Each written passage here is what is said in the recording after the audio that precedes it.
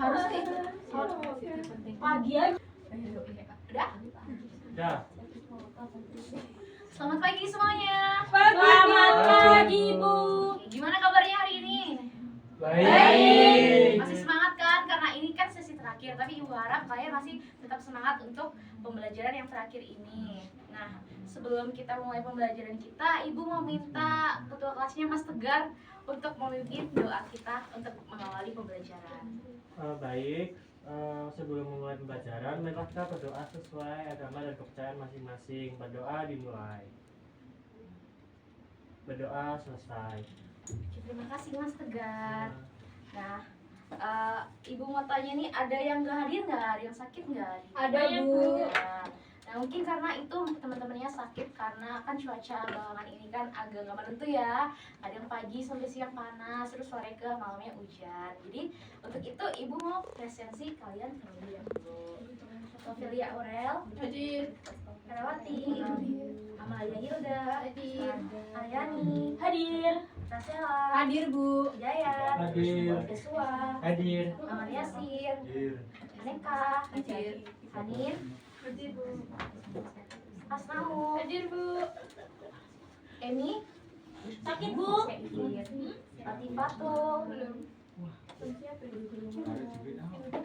Janua, Hadir. Hadir. yang udah hadir lagi satu orang ya, kita doain supaya temannya yang sakit cepat sehat. Terus,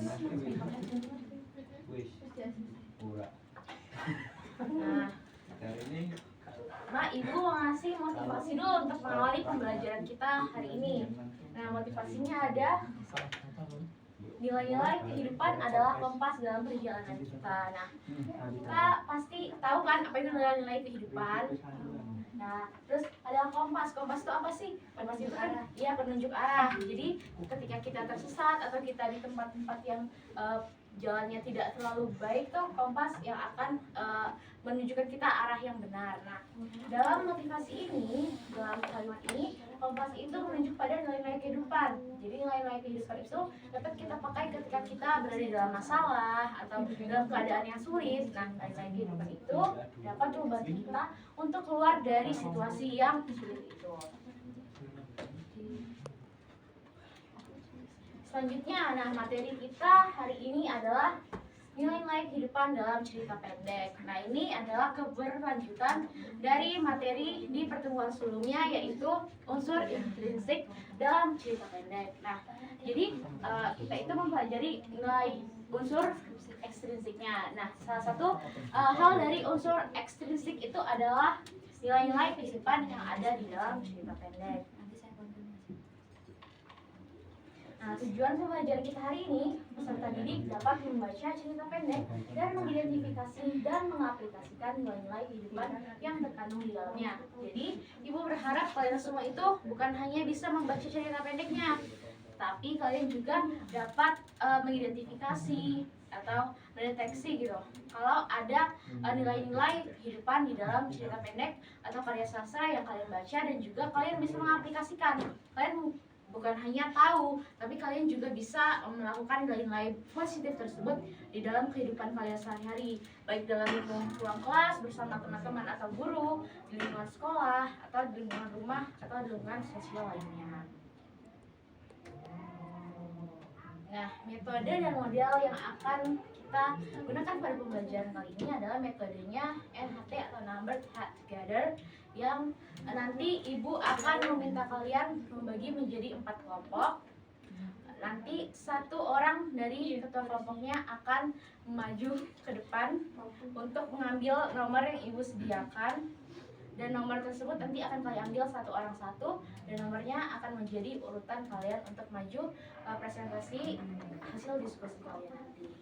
Lalu pada pembelajarannya adalah problem based learning, yaitu kalian nanti akan Ibu berikan sebuah cerita pendek sebagai masalahnya, dan kalian harus memecahkannya dengan mencari nilai-nilai kehidupan di dalam cerita pendek tersebut. Nah, sekarang Ibu mau tanya pertanyaan-pertanyaan yang mungkin mengingatkan kalian dengan materi-materi di pertemuan sebelumnya. Siapa yang tahu apa saja ciri-ciri cerita cerita pendek? Ya. Oke, Bu. Sesuai dengan namanya yaitu cerpen, yaitu panjang ceritanya itu pendek, terus tidak lebih dari 10.000 kata. Kemudian bisa dibaca sekali duduk. Lalu yang kedua, siapa yang tahu apa saja struktur cerita pendek? Saya. Ya. Struktur cerita pendek, teori abstrak, orientasi, komplikasi, evaluasi, resolusi, dan kode. Oke, yang ketiga, apa saja sih unsur cerita pendek yang telah kalian pelajari sebelumnya? Siapa yang bisa jawab? Oke, jadi unsur yang telah kalian pelajari sebelumnya kan unsur intrinsik. Nah, saat ini kita akan belajar unsur ekstrinsiknya.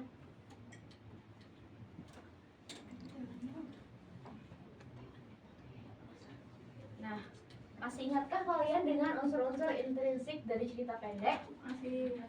Nah, sekarang mari kita uji bersama apakah kalian benar-benar ingat unsur-unsur intrinsiknya.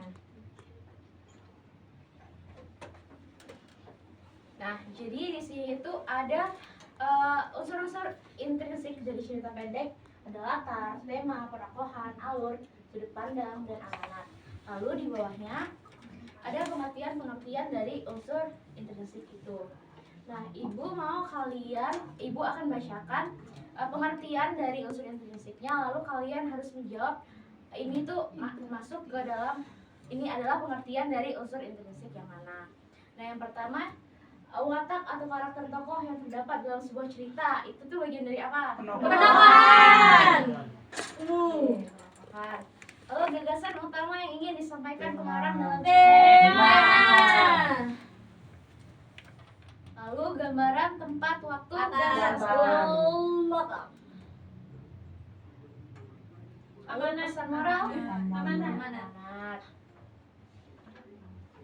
Pandangan. Sudut pandang. Alur. Ya, alur rangkaian kronologi itu adalah Alur. Tangan. Belum. Nah, sejauh bagus. Belum. Pendek dengan baik. Lalu selanjutnya kita akan lanjut ke unsur ekstrinsik dari cerita pendek. Nah, unsur ekstrinsik dari cerita pendek adalah unsur-unsur yang berada di luar teks atau bukan bagian dari struktur cerita, tetapi tetap memengaruhi isi tema dan penulisan novel. Nah, jadi kita kan tadi udah bahas tuh unsur-unsur intrinsiknya. Jadi unsur ekstrinsik ini adalah unsur yang di luar unsur-unsur intrinsik tadi.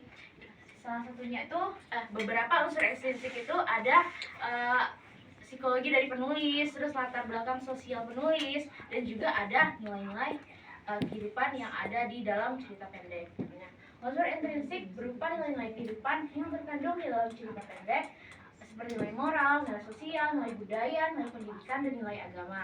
Nah, jadi kita perlu tahu dulu apa sih itu nilai-nilai kehidupan.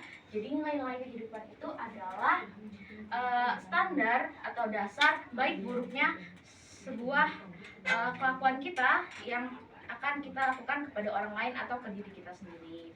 Nah, jadi nilai-nilai kehidupan yang terkandung dalam cerita pendek itu dapat kita gunakan dalam kehidupan kita sehari-hari untuk menjadi dasar kita berkelakuan baik. Nah, sekarang mari kita bermain teka-teki silang tentang unsur ekstrinsik dari cerita pendek. Tadi kan Ibu udah jelasin tuh, ada nilai moral, nilai sosial, nilai budaya, pendidikan, dan agama. Sekarang kita main teka-teki silang tentang itu.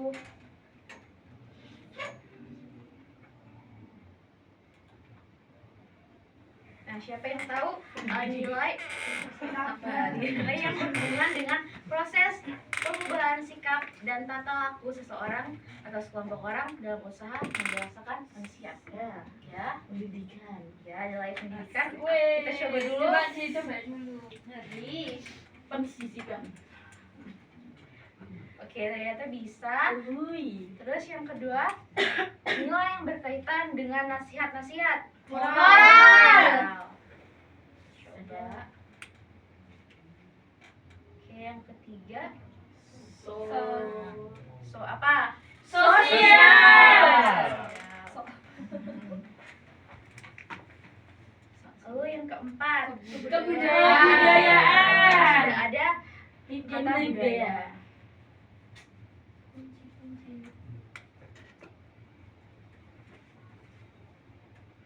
Yang terakhir nih,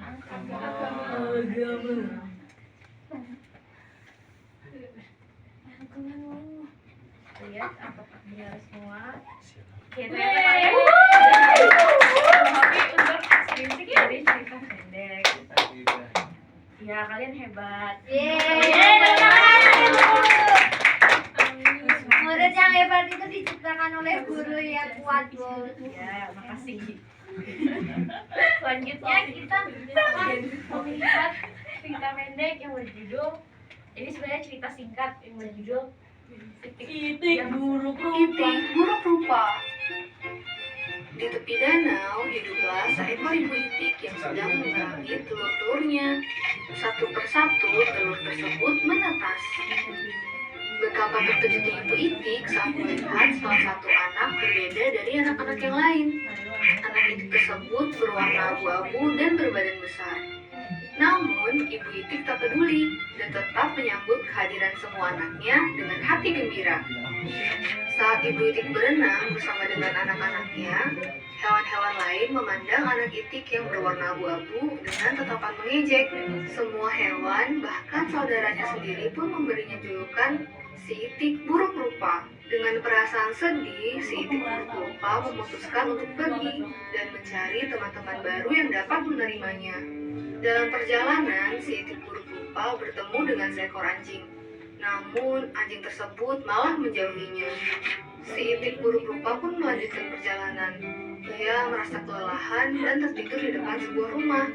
Datanglah seekor kucing dan ayam yang lantas mengusir si itik buruk rupa. Ia pun kembali melanjutkan perjalanan dengan hati yang hancur. Karena ia merasa tak ada hewan yang mau menerima dan berteman dengannya. Tanpa disadari, musim berganti, dan si itik buruk rupa pun tumbuh semakin besar.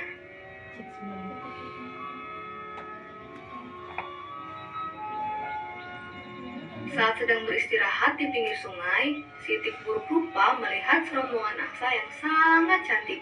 Ia merasa iri melihat kecantikan para angsa tersebut. Salah satu angsa menyapanya dan bertanya, "Mengapa itik terlihat murung?" Itik pun menceritakan kisah sedihnya menjadi anak itik yang buruk rupa. Rombongan angsa hanya tertawa.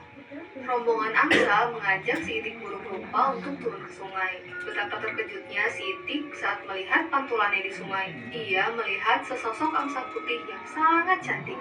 Kini ia bukan lagi si itik buruk rupa. Dengan perasaan bahagia, si itik pun ikut terbang bersama angsa lainnya. Janganlah menilai dirimu lebih rendah dari orang lain.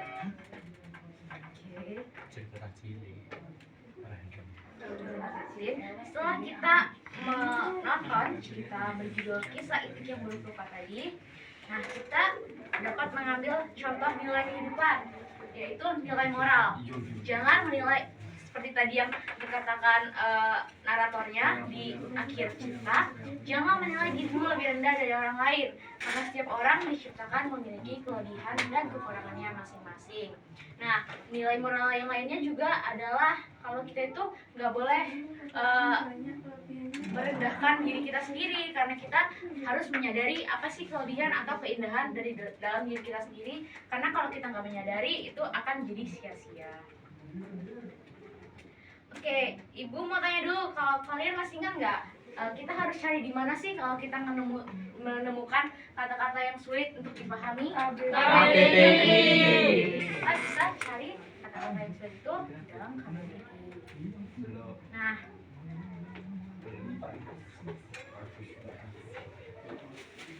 selanjutnya Ibu akan memberikan penugasan untuk kalian.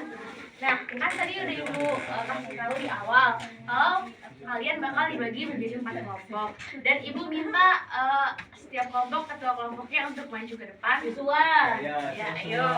Ayo ya. Yasin. Yasin. Ayo Mas Tegar. Ayo Mas Tegar. Lovely. Yasin. Lovely. Ayo. Satu orang lagi. Yasin. Yasin kita.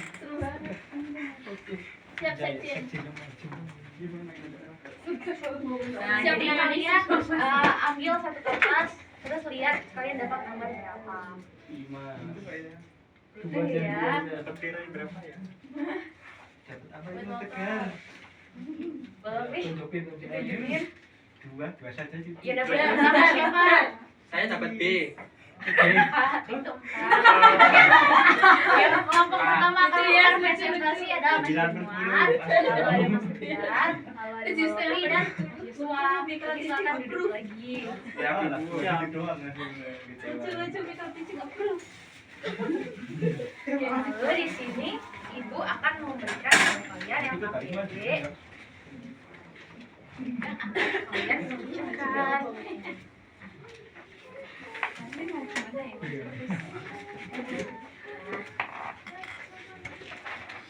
Jadi di sini kan sudah ada cerpen berjudul Tanah Air karya Marty Almeida. Nah, kalian akan mencari kata-kata sulit, kosakata sulit yang ada di cerpen ini, dan kalian akan mencari artinya itu di KBBI. Lalu tugas keduanya adalah kalian akan mencari nilai-nilai kehidupan dari cerpen Tanah Air tadi, dan juga sertakan bukti dan juga penjelasannya. Ibu kasih kalian waktu 15 menit, cukup tidak? Cukup. Oke, ayo mulai dikerjakan, dan kalau ada kesulitan bilang ke ibu. Baik, Ibu. Oke, Yos. Kelompok B. Kelompok B. Kelompok B maju. Ini kelompok B sudah selesai. Sudah ready. Oh, masih bisa maju. Aryani, kita se-excited ini kalau misalnya nanti pas maju ke excited gimana? Yo awas kabeh. Rasa kesulitan. Tidak, Bu.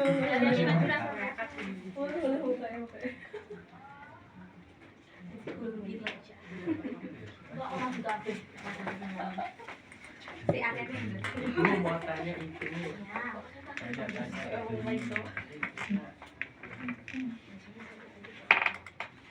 Nilai yang paling sedikit aja nih, nilai agama dari sana kelompok. Harus sesuai kelompok kamu. Kelompok B. Kelompok B berarti nomor B. Oke, sudah selesai semuanya.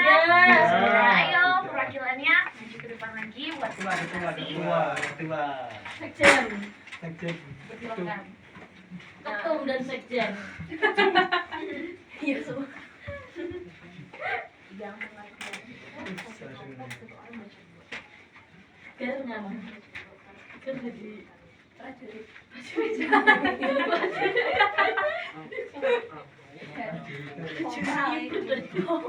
Kopral ya.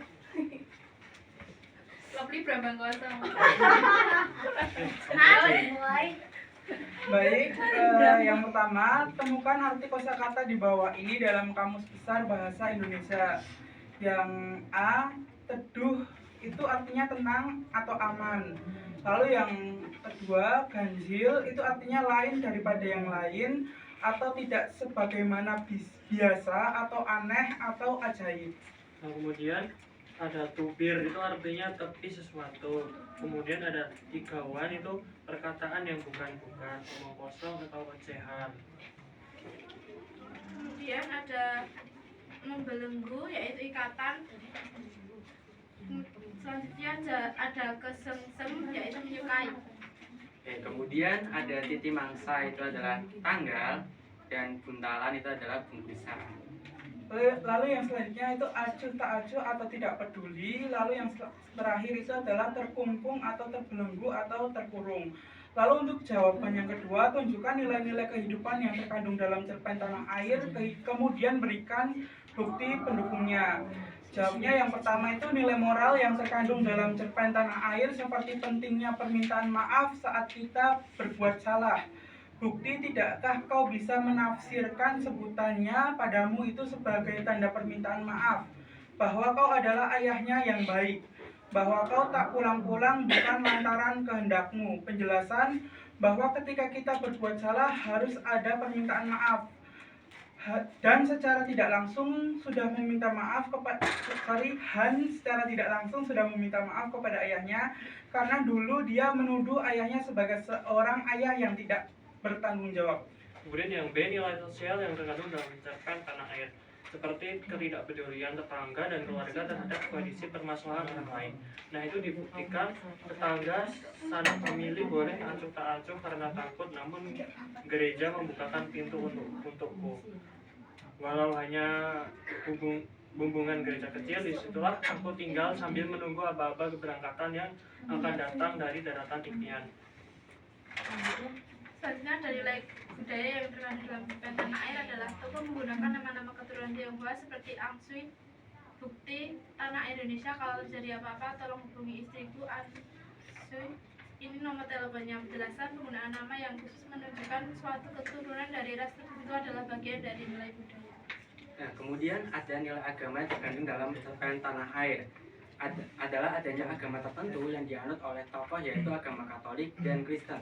Buktinya adalah walau hanya hubungan kecil, gereja kecil, disitulah aku tinggal sambil menunggu aba-aba keberangkatan yang akan datang dari daratan impian. Di mana keberadaan agama adalah bukti bahwa ada nilai agama dalam cerpen tersebut. Boleh tepuk tangan buat teman-teman yang udah berprestasi.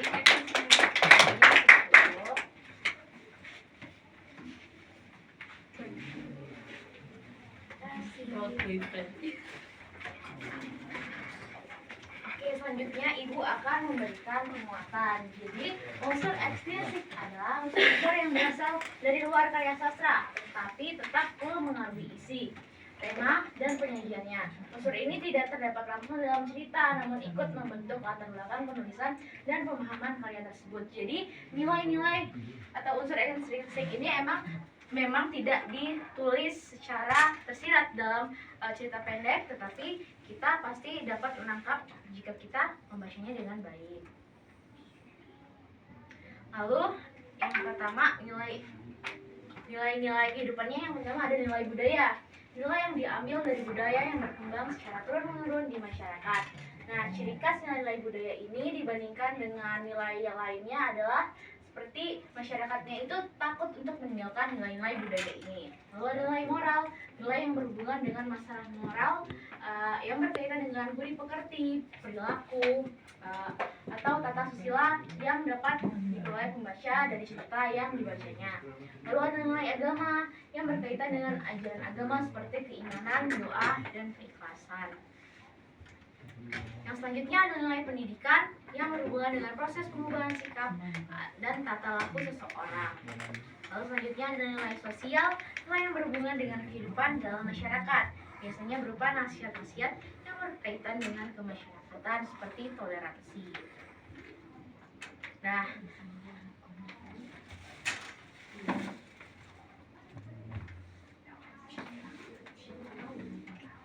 karena materi kita sudah selesai, Ibu mau bertanya dulu, apakah pembelajaran hari ini menyenangkan? Menyenangkan.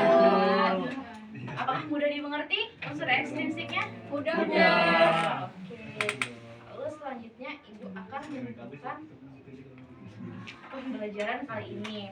Jadi kesimpulannya adalah nilai-nilai kehidupan dalam cerita cerpen merupakan pesan-pesan penting yang ingin disampaikan penulis kepada pembaca melalui tokoh, alur, peristiwa dalam cerita. Nilai-nilai ini mencakup nilai moral, sosial, religius, pendidikan, kasih sayang, dan budaya yang dapat membentuk karakter dan kepribadian pembaca.